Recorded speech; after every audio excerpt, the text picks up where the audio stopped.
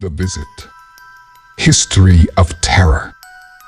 That day, my aunt arrived at my parents' house. At least that's what I was told, because I have no memory of her in my childhood. My father told me that when we went to her town, she played with me, and that I had a lot of fun with her, especially when we went to the river. As much as I try to remember, I do not succeed. I understand that there are stages of our life that we forget, or that remain in our memory in a vague way. However, regarding her, I keep my mind blank. Aunt Sarah came to spend some time with us, to see if she could adapt to the city and stay and live in it. What made me very strange is that she referred to her mother's death as something very recent. I did not understand why we did not go to her funeral. At least, I never heard my dad talk about it. When I started to remember her family, I realized that it had been a long time since we had gone there. My aunt was somewhat peculiar. She still had a small-town accent and dressed very conservatively. My aunt came up to me and told me that we would get along very well. She patted me on the back. I felt her hand heavy and cold. I turned to look at her with displeasure, to which she replied that she was holding very little. I helped her to arrange her belongings in the room next to mine. She asked me to help her take the things out of the suitcase. Inside it, she had a small briefcase with a padlock. I asked her what it was. She answered that she knew what my reaction was going to be: curiosity. She told me that the contents were for me, but at another time she was going to give it to me. It was just a matter of being patient. She stayed and settled in the room. In the evening, everyone prepared their own food, so I was in the kitchen having a sandwich for dinner when she approached me and told me that she has always considered me a special person because I am very similar to her mother. She shared with me that I was the only granddaughter who had a great resemblance to her. That was why my aunt believed that this made me very peculiar. At that moment, I understood that this was the attribute that she gave me, so she felt a certain affinity to me. My aunt tried to continue the conversation. Although she was kind to me, there was something that did not make me feel comfortable. I said goodbye to her quickly and retired to my room. I began to do my homework until very late. Everyone had already gone to rest. It was when I managed to perceive a noise inside the house.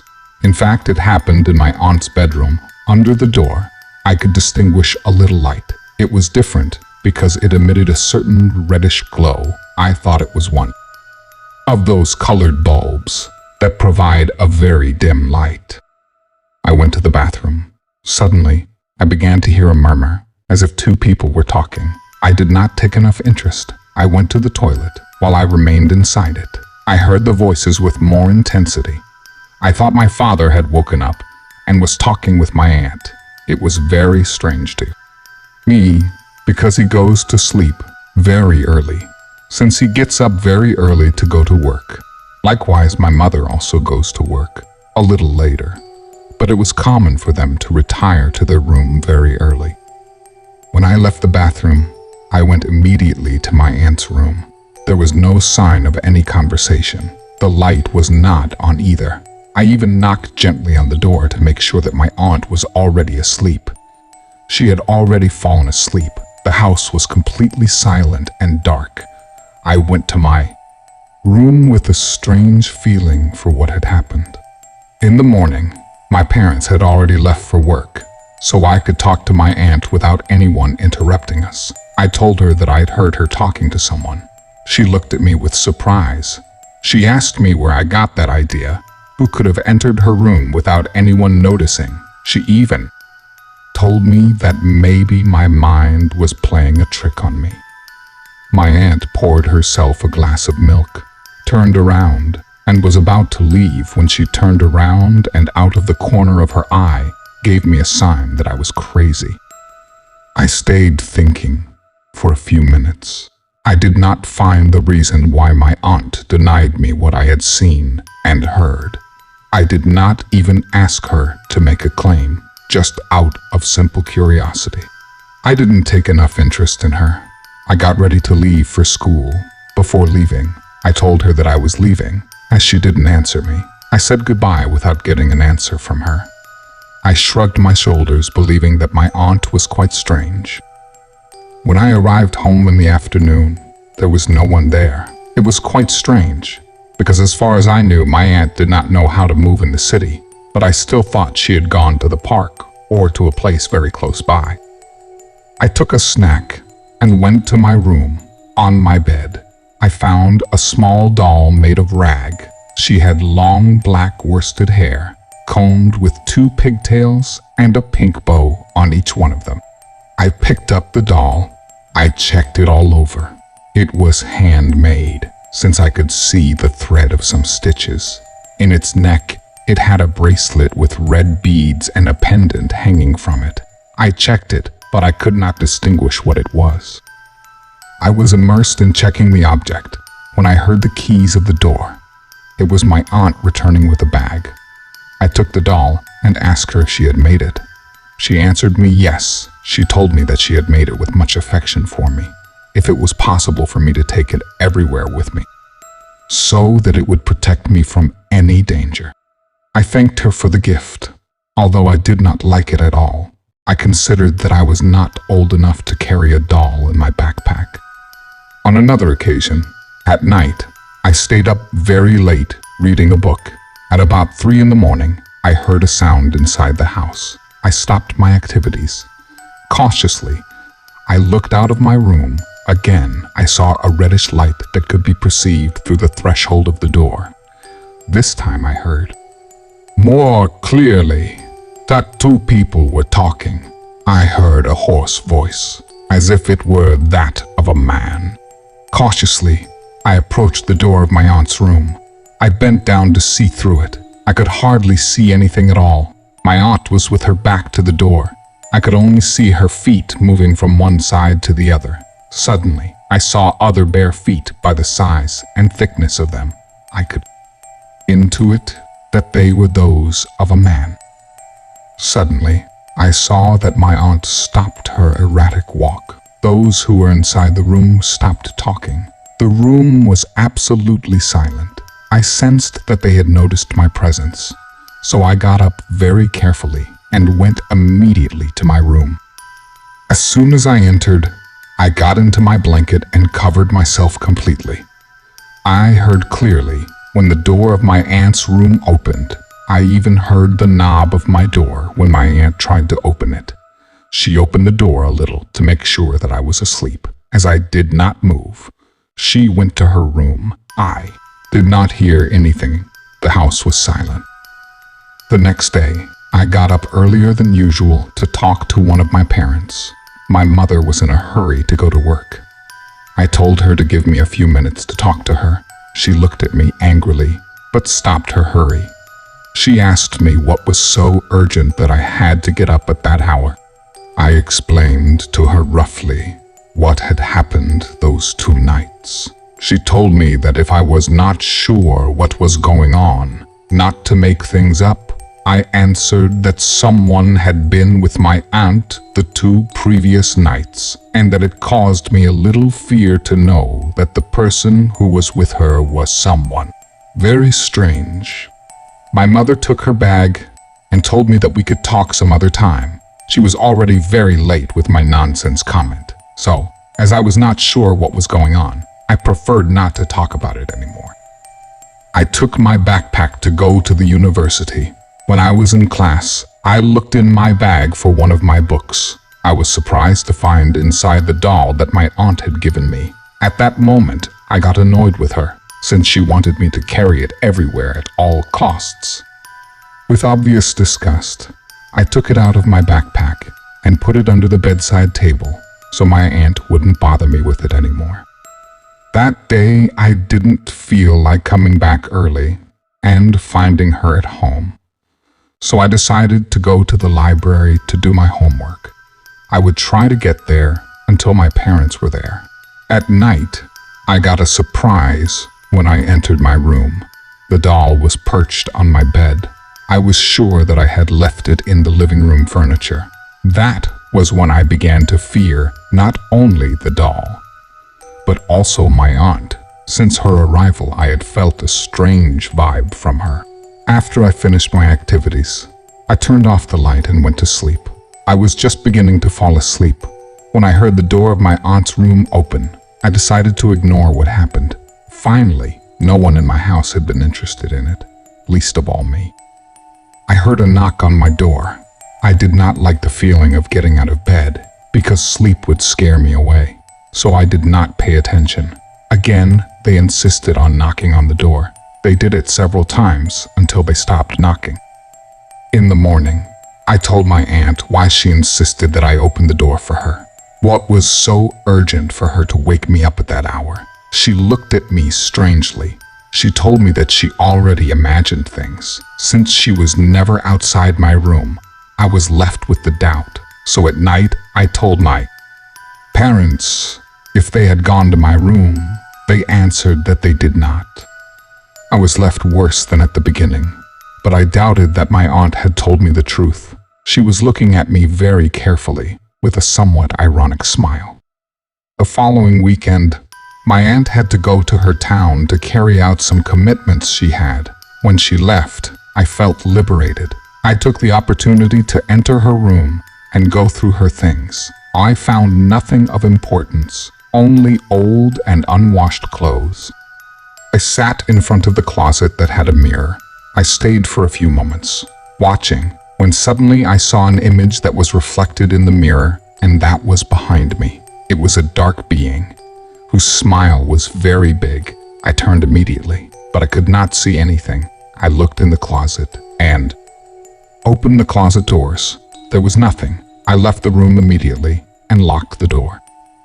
I could not get out of my surprise and fear. I knew that what I had seen was real, but I could not give an explanation. I looked for my father. Maybe he would believe me. I waited for him to come home from work.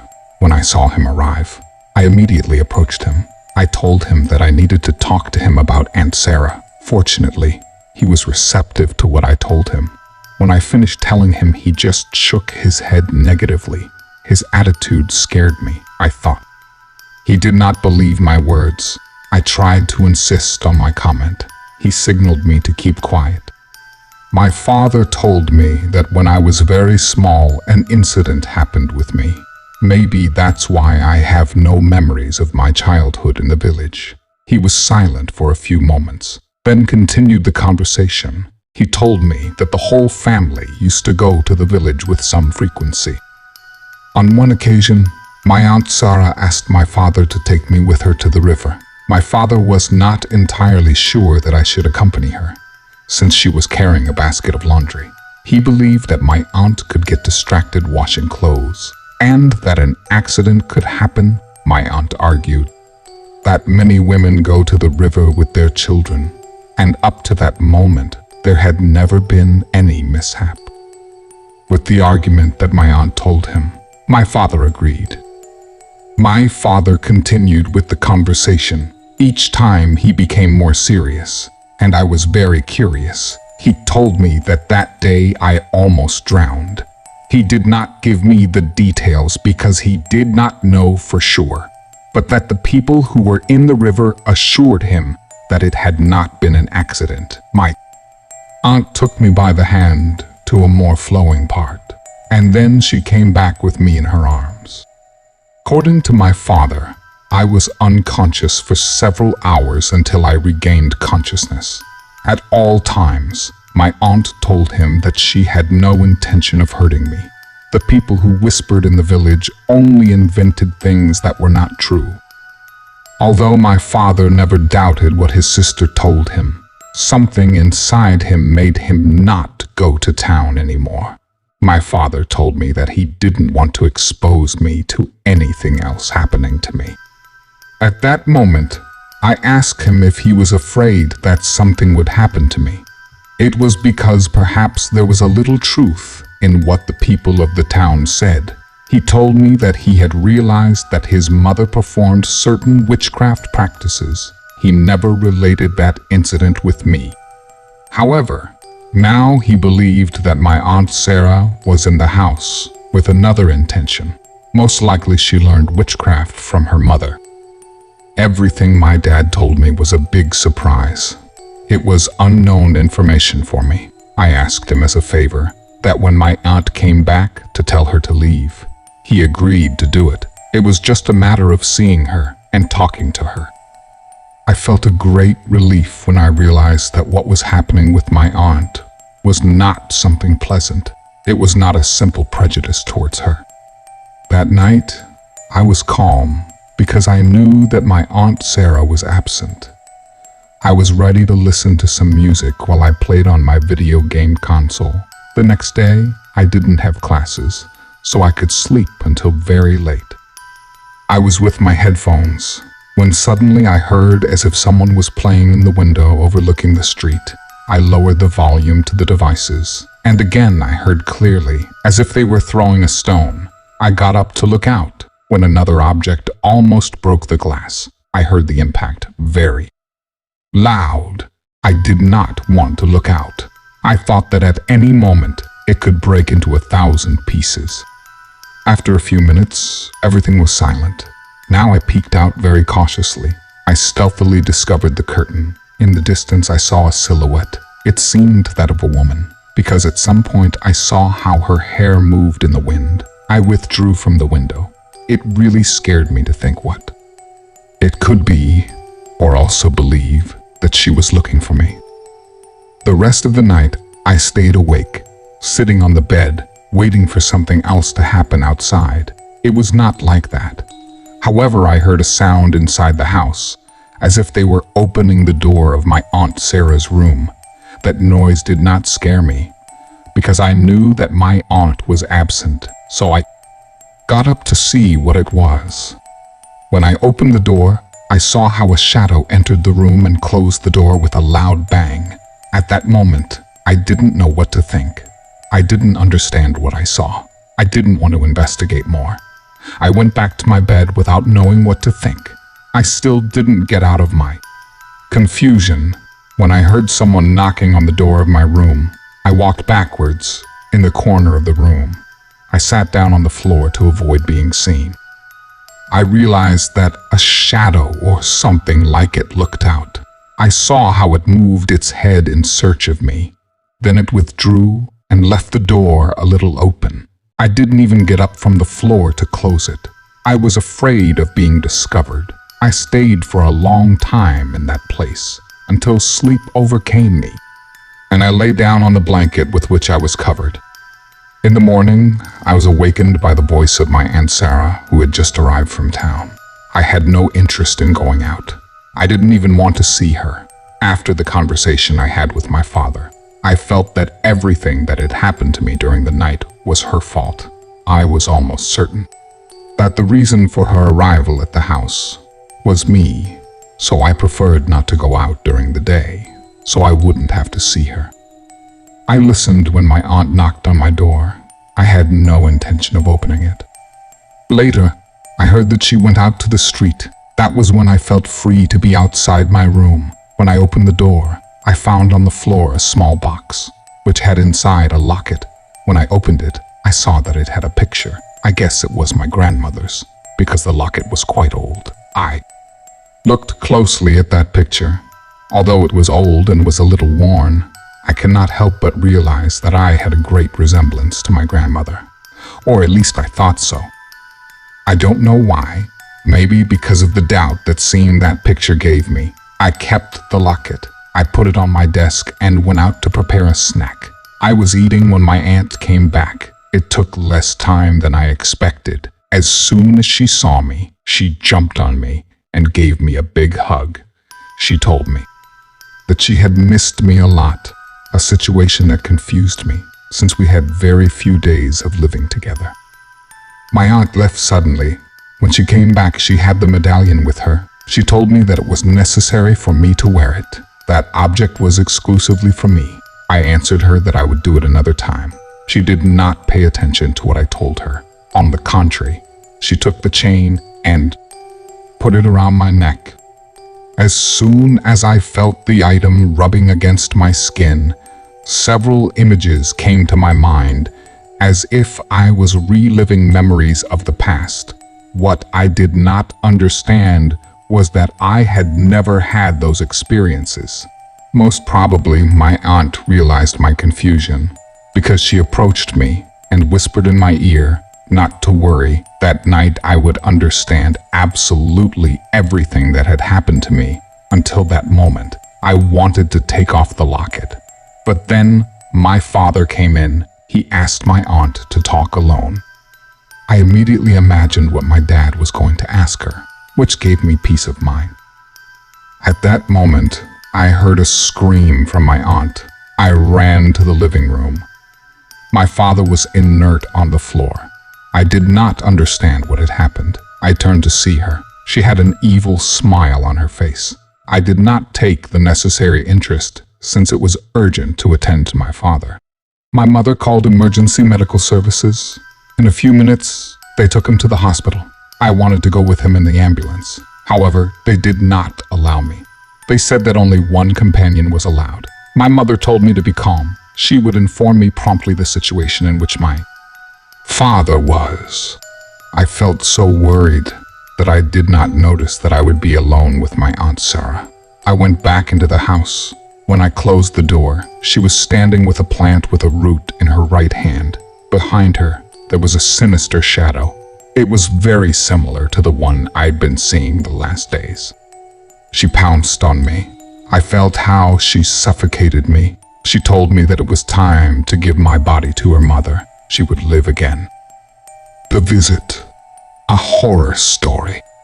I thought they were the last moments of life I would have. I was missing more and more oxygen. It was a few strange seconds in which I suddenly felt as if something pierced me through my body. It was at the moment that my aunt released me and fell backwards on the floor. I was a little dazed, but I had enough time to get out of the house. I had not had much time to wander around the street when my mother called me to tell me that my father had died. There were so many emotions that I had at that time that it took me time to understand that it was my father who saved me. His spirit intervened to protect me. Thank you for joining us for this spine-tingling story.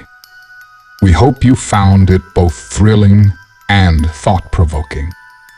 If you enjoyed this video, please consider participating in our channel by subscribing, liking, and sharing it with your friends. Your support goes a long way in helping us create more engaging content for you. Goodbye, and may you always tread carefully in the world of the unknown.